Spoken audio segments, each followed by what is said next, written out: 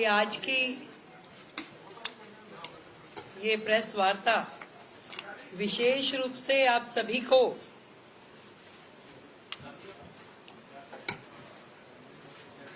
विकसित दिल्ली बजट 2025-26 के निमित्त जानकारी देने के लिए बुलाई गई है। और आप सभी जानते हैं कि सरकार बनने के तुरंत बाद से हमारा एक ही ध्येय है कि विकसित दिल्ली के अपने एजेंडा की दिशा में काम करें। उन कामों से दिल्ली की महिलाएं, दिल्ली के गरीब, दिल्ली के युवा, दिल्ली के छात्र, दिल्ली के श्रमिक, इन सब का जीवन स्तर सुधारने का जो वायदा हमने किया और दिल्ली को जो विश्व स्तरीय राजधानी बनाने का उद्देश्य जो हमारा है, इस बजट में उसके निमित्त सुझाव के लिए आप सबको ध्यान है कि हमने 3 मार्च को एक ईमेल आईडी और एक व्हाट्सएप नंबर अनाउंस किया था। और ये जो सेशन है हमारा 24 मार्च से शुरू होगा, जो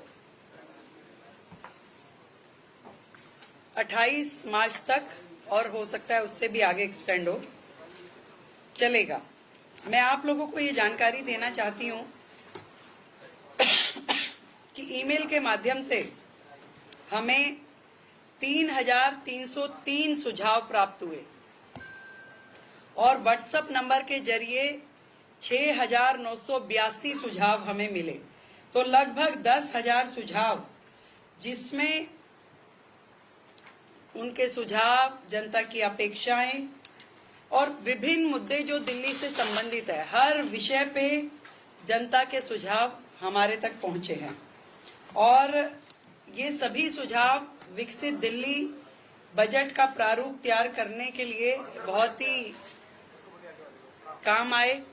और इसी तरीके से अलग अलग समूह, महिलाओं से सरकार मिली, शिक्षाविदों से मिले, उसमें प्राइवेट स्कूल के भी लोग थे, उसमें हमारे गवर्नमेंट स्कूल से भी जुड़े हुए सभी शिक्षाविद रहे, इन्फ्लुएंसर से मिले, व्यापारियों से मिले, औद्योगिक जगत के लोगों से मिले, किसानों से, विधायकों से, सांसदों से, निगम पार्षदों से, युवाओं से, झुग्गी के लोगों से, डॉक्टर्स, सीएस, कॉलेज स्टूडेंट्स, हमारे नगर निगम के एम्प्लॉइज अलग अलग सेक्टर में जो काम कर रहे हैं, इन सभी वर्गों से मिलकर के हमने जनसंवाद किया और उस जनसंवाद के माध्यम से उनके सुझाव, उनकी अपेक्षाएं जानी, ताकि ये जो बजट दिल्ली का है, ये सरकार का बजट नहीं, ये दिल्ली की जनता का बजट है।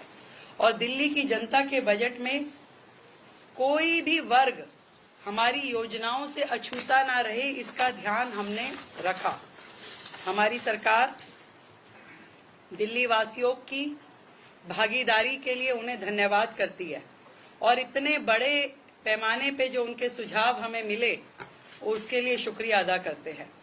और दिल्ली वासियों का ये बजट, जो जनता का बजट है, एक सकारात्मक परिणाम इस सबसे मिलने वाला है।